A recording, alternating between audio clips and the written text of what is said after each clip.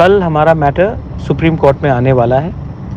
हमने कमिटमेंट दिया था कि हम लोग सीए के केस से पीछे नहीं हटेंगे। I am very happy to say that आज हम लोगों का मैटर आसाम और त्रिपुरा को पूरा इंडिया से अलग करके सीए का मैटर सुनाया जाएगा।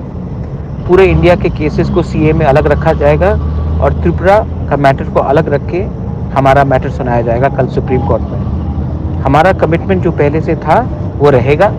ये त्रिपुरा मोथा एक पार्टी नहीं है, एक मूवमेंट है। इसमें जिसको भी शामिल होना है मोस्ट वेलकम लामसोगो भाई कहाम। लेकिन एक बात कमिटमेंट हमारा क्लियर रहना चाहिए कि इस बार हम लोग अपने पार्टी के बारे नहीं, अपने जाति के बारे सोचकर आगे काम करेंगे। मुझे ऐसा लीडर नहीं चाहिए जो अपना फ़ायदा देखता है।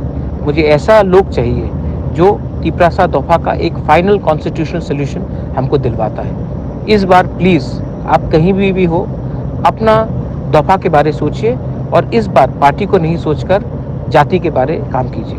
बेलाइनो हम भाई।